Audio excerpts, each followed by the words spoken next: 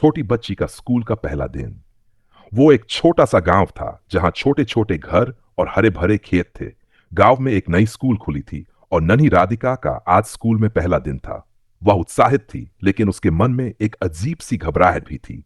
उसकी मां ने उसे उसके नए स्कूल के लिए तैयार किया और कहा, डरो मत, सब ठीक होगा। राधिका ने मां की बातों पर ध्यान नहीं दिया और स्कूल की ओर दौड़ी। स्कूल का माहौल काफी अलग था। वहां के बच्चे खेलने के बजाय चुपचाप बैठे थे। लेकिन राधिका ने सोचा, शायद ये एक नया स्कूल है, इसलिए बच्चे शांत हैं। कक्षा में दाखिल होते ही राधिका ने देखा कि क्लास में कोई नहीं था सिवाय एक लड़की के। वह लड़की कुछ अलग सी लग रही थी। उसकी आंखों में गहरा दुख था।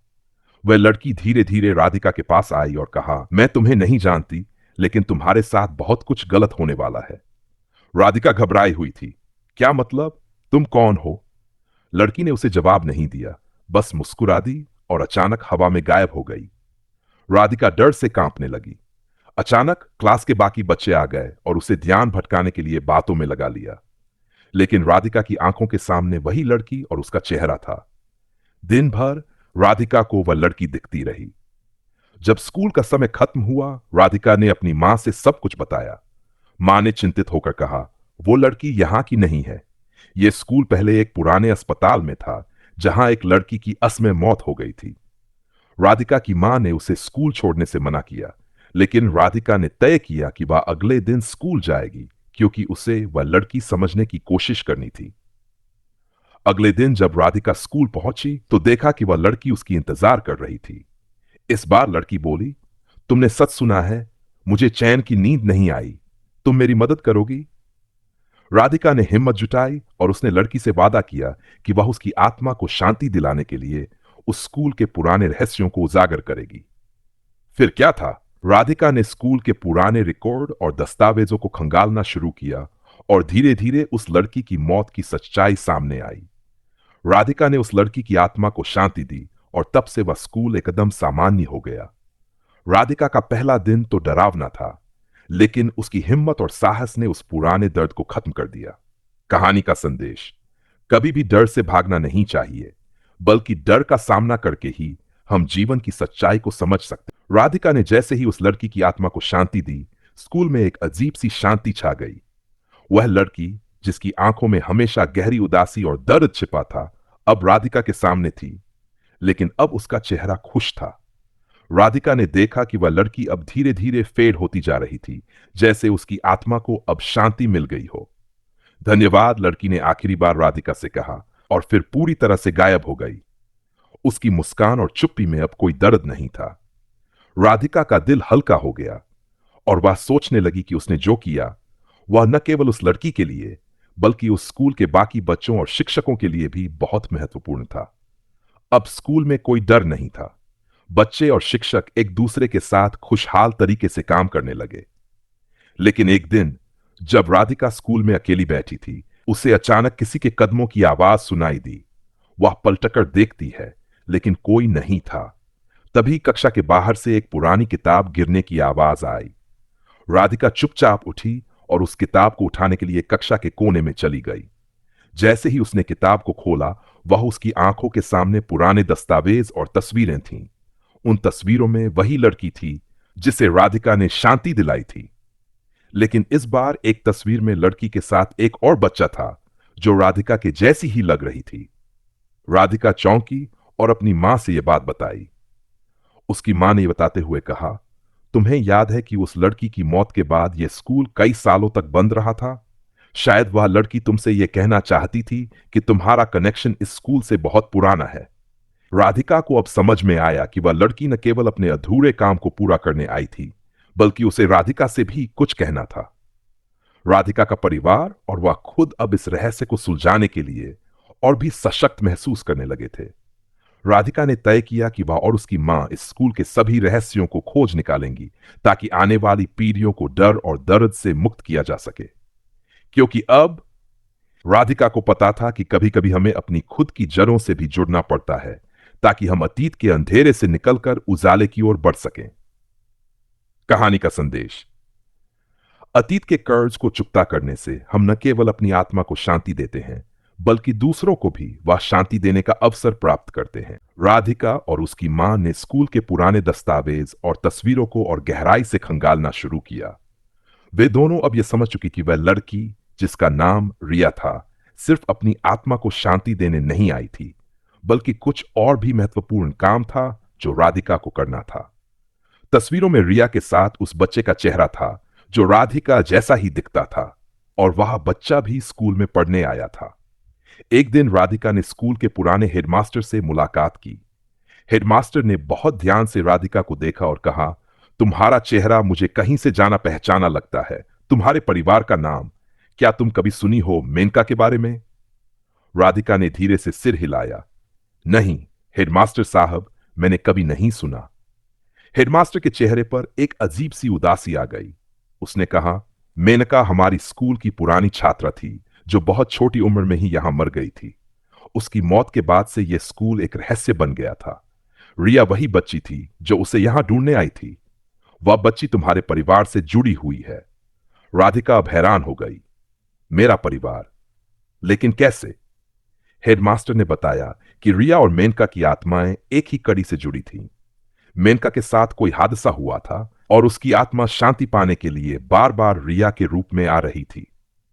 लेकिन रिया को यह समझ में नहीं आया कि वह कोई और नहीं बल्कि अपनी पूर्वजों से जुड़ी एक कड़ी है। राधिका की दादी का नाम भी मेनका था और वह खुद रिया के पूर्वजों से जुड़ी थी।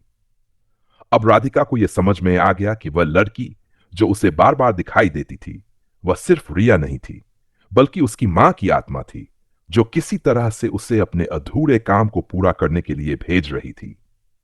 राधिका ने अपनी मां से पूरी बात साझा की।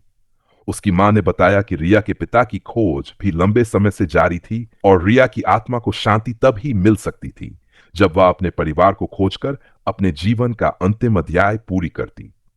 राधिका और उसकी मां ने मिलकर गांव और स्कूल के सभी लोगों से संपर्क किया और रिया के परिवार के बारे में जानकारी जुटाई।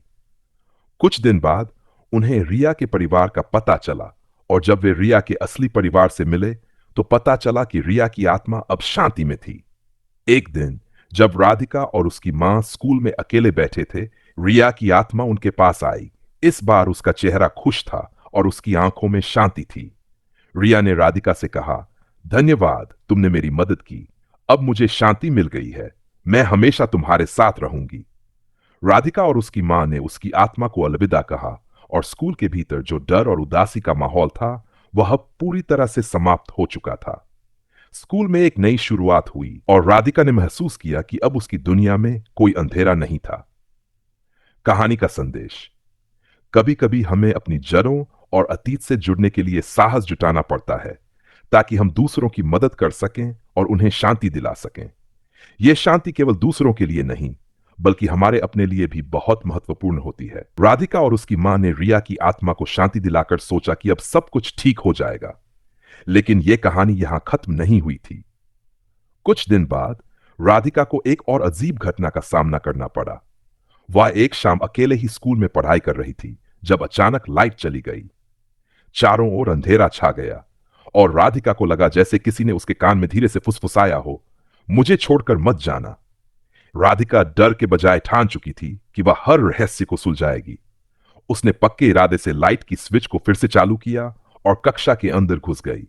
सामने वाली दीवार पर एक पुरानी तस्वीर टंगी हुई थी जिसे पहले उसने कभी नोटिस नहीं किया था। वह तस्वीर बहुत पुरानी और धुंधली थी, लेकिन जब राधिका ने उस तस्वीर को ध्यान से देखा तो उसकी आंखें चौड़ी हो गईं। वह तस्वीर एक बच्चे की थी और बच्चे के पास वही रिया जैसी हंसी थी, लेकिन यह तस्वीर एक औरत के साथ थी जो राधिका की मां से मिलती जुलती थी। राधिका ने फिर से वही नाम सुना जो हेडमास्टर से सुना था, मेनका। राधिका को अचानक समझ में आया कि यह सब एक बड़ी साजिश का हिस्सा था। राधिका ने सोचा कि क्या रिया की आत्मा को शांति सिर्फ इसलिए मिली थी क्योंकि वह अपना अधूरा काम पूरा कर चुकी थी, या फिर वह यह संदेश देने के लिए आई थी कि एक और राज अभी बाकी था। उसे लगा कि वह और उसकी मां उस राज को सुलझाने के बिना नहीं रह सकती। राधिका और उसकी मां फिर से स्कूल के पुराने रिकॉर्ड्स और दस्तावेजों की तहकीकात शुरू की। इस बार उन्होंने पाया कि मेनका और रिया दोनों के बीच एक और गहरा कनेक्शन था। मेनका की मौत के बाद रिया के परिवार ने एक काले जादू का इस्तेमाल किया था ताकि मेनका की आत्मा को सजा दी जा सके। लेकिन यह जादू एक गलती थी जिसने दोनों की आत्माओं को आपस में जोड़ दिया था। राधिका ने ठान लिया कि अब उसे इस काले जादू को तोड़ना होगा ताकि दोनों आत्माएं शांति से विश्राम कर सकें। उसने अपनी मां के साथ मिलकर पुराने ग्रंथों और मंत्रों की खोज की और एक विशेष पूजा की तैयारी की। एक रात जब स्कूल के सारे बच्चे घर जा चुके थे, राधिका और उसकी मां ने पूजा शुरू की। जैसे ही पूजा का समापन हुआ, अचानक सब कुछ शांत हो गया। अंधेरे में रिया और मेनका की आत्माएं दोनों सामने आईं। इस बार वे दोनों बेहद खुश थीं। रिया ने राधिका से कहा, तुमने हमारी आत्माओं को मुक्ति दिलाई, अब हम हमेशा के लिए शांति से विश्राम करेंगे। राधिका ने आखिरी बार उनकी आत्माओं को शांति दी और फिर वे दोनों धीरे धीरे हवा में विलीन हो गई। स्कूल के वातावरण में जो भारीपन और डर था वह अब खत्म हो चुका था। इस घटना के बाद राधिका और उसकी मां ने पूरे गांव को इस बात से अवगत कराया कि हर आत्मा का एक उद्देश्य होता है और हमें उनका कर्ज चुकता करने के लिए साहसिक कदम उठाने चाहिए। राधिका ने इस अनुभव से यह सीखा कि कभी भी डर से नहीं भागना चाहिए, बल्कि उसके सामने खड़ा होकर उस डर का सामना करना चाहिए। कहानी का संदेश: अतीत के अधूरे कार्य और छुपे रहस्यों का सामना करना और उन्हें सुलझाना न केवल हमें शांति देता है, बल्कि हमें जीवन के असली उद्देश्य को भी समझने में मदद करता है। राधिका और उसकी मां के द्वारा रिया और मेनका की आत्माओं को शांति देने के बाद स्कूल में एक अजीब सी शांति छा गई। लेकिन राधिका के मन में अब भी एक सवाल था जो उसे परेशान कर रहा था।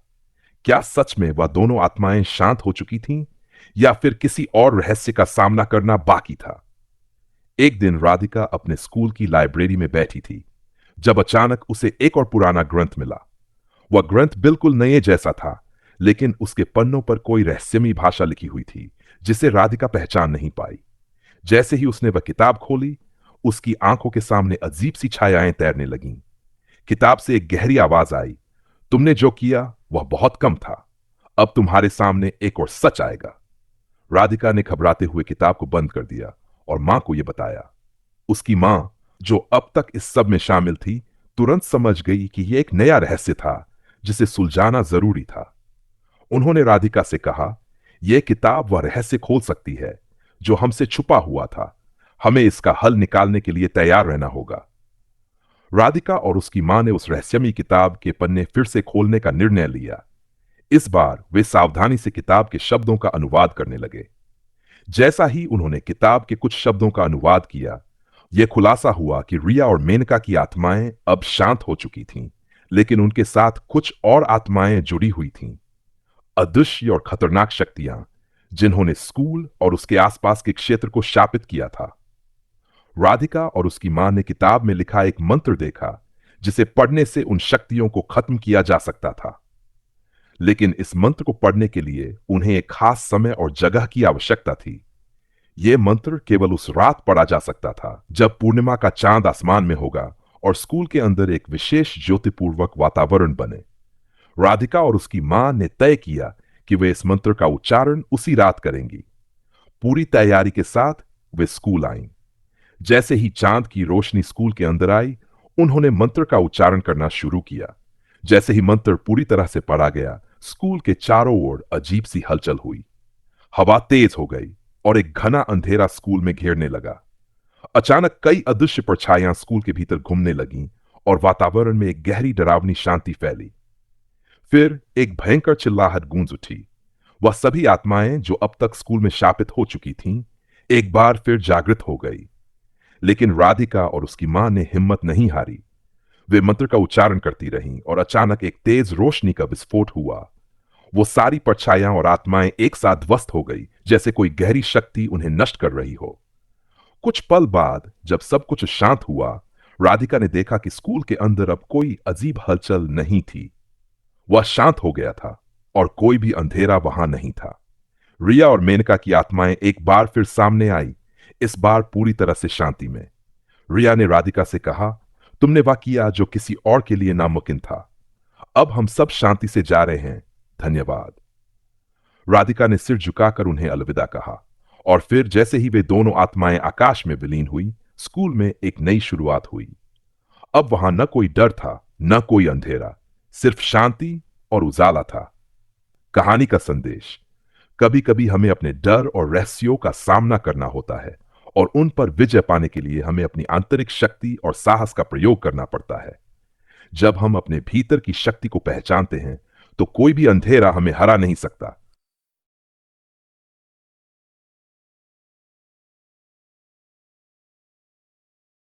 हॉरर स्टोरी का आगे का हिस्सा। राधिका और उसकी मां ने सोचा था कि अब सब कुछ शांत हो चुका है और स्कूल में अब कोई अजीब घटना नहीं होगी। लेकिन एक सप्ताह बाद एक और रहस्य सामने आया। राधिका को एक पुरानी डायरी मिली जो पहले कभी नहीं देखी गई थी। यह डायरी स्कूल के एक पुराने शिक्षक की थी, जिनकी मौत बहुत साल पहले हो चुकी थी। राधिका ने डायरी खोलकर पढ़ना शुरू किया, और वह आश्चर्यचकित रह गई जब उसने पाया कि उसमें लिखा था: राधिका, तुम्हारे आने से पहले बहुत कुछ हुआ है, और तुम ही वह कुंजी हो जो हमारी पीढ़ियों का रहस्य खोलने वाली है। यह स्कूल एक पंखों वाला अभिशाप था जिसे अब तक कोई नहीं समझ सका। यह सब कुछ खत्म नहीं हुआ है, क्योंकि हमसे कुछ छूट गया है। तुम जो जान रही हो वह केवल शुरुआत है। राधिका ने यह पढ़ते हुए महसूस किया कि यह डायरी सीधे तौर पर उसे और उसके परिवार को जोड़ती है, और उसमें कुछ ऐसा था जो अभी भी सुलझा नहीं था। वह डायरी इस बात का संकेत देती थी कि वह एक ऐसी आत्मा है जिसे अभी भी सच्चाई का सामना करना था। राधिका ने अपनी मां से कहा, मां, लगता है कि यह पूरी कहानी खत्म नहीं हुई है। यह डायरी हमें एक और संकेत दे रही है। हमें और खोज करनी होगी। राधिका और उसकी मां ने फिर से पुराने दस्तावेजों और स्कूल के रिकॉर्ड की जांच शुरू की। उन्होंने पाया कि उस पुराने शिक्षक की मृत्यु के बाद उसके बारे में कई गुप्त बातें छुपाई गई थीं। धीरे धीरे राधिका ने जाना कि उस शिक्षक के पास एक बहुत शक्तिशाली रहस्य था जो स्कूल के अस्तित्व से जुड़ा हुआ था। वह शिक्षक एक तरह का स्वामी था जिसने स्कूल के अंदर एक शक्तिशाली रक्षक तंत्र तैयार किया था, जिसे पंखों वाला अभिशाप कहा जाता था। यह तंत्र किसी भी व्यक्ति को उसके असल रूप में दिखाने के बजाय उसके भीतर के डर और अंधेरे को बाहर निकालता था। राधिका और उसकी मां ने निर्णय लिया कि अब उन्हें यह तंत्र पूरी तरह से खत्म करना होगा। यह तंत्र न केवल स्कूल की शांति को भंग कर रहा था, बल्कि कई अन्य आत्माओं को भी अपनी गिरफ्त में ले चुका था। राधिका ने अपनी मां से कहा, हमें वह तंत्र तोड़ना होगा ताकि किसी और को वह दर्द न झेलना पड़े। वे दोनों पूरी तरह से तैयार हो गईं। अगले दिन जब स्कूल में कोई नहीं था, राधिका और उसकी मां ने उस तंत्र को ढूंढने का प्रयास किया। वे धीरे धीरे स्कूल के पुराने तहखाने में पहुंची, जहां उन्हें तंत्र के बारे में सुराग मिले थे। एक बड़े कमरे में एक पुरानी दीवार के पीछे छुपा हुआ एक पत्थर था जिस पर उन पंखों के निशान बने थे। राधिका ने उस पत्थर को हटाया, और जैसे ही पत्थर हटा, एक भयंकर ध्वनि सुनाई दी और एक विशाल पंखों वाला राक्षस सामने आया। राधिका और उसकी मां डर के बजाय तंत्र को तोड़ने के लिए तैयार थीं। राधिका ने अपनी मां के साथ मिलकर उस तंत्र को समाप्त करने के लिए एक विशेष मंत्र का उच्चारण किया। जब उन्होंने मंत्र पूरी तरह से पढ़ा तो पंखों वाला राक्षस धीरे धीरे गायब हो गया, और सभी अंधेरे, डर और शापित शक्तियां खत्म हो गईं। स्कूल की दीवारों से एक तेज रोशनी निकली और वातावरण में एक शांति का एहसास हुआ। राधिका और उसकी मां ने महसूस किया कि अब स्कूल में कोई अजीब घटना नहीं होगी। अब सब कुछ स्थिर और शांत था। अगले दिन स्कूल के शिक्षक और छात्र लौटे, और सभी ने महसूस किया कि यहां का वातावरण पहले से कहीं अधिक शांति से भरपूर था। राधिका ने मुस्कुराते हुए कहा, अब यह स्कूल सच में सुरक्षित है। जब हम किसी समस्या का सामना करते हैं, तो डरने की बजाय हमें साहस और समझदारी से उस पर विजय प्राप्त करनी चाहिए। कोई भी अंधेरा हमें तब तक घेर सकता है जब तक हम उसकी सच्चाई और उसके स्रोत का पता नहीं लगाते।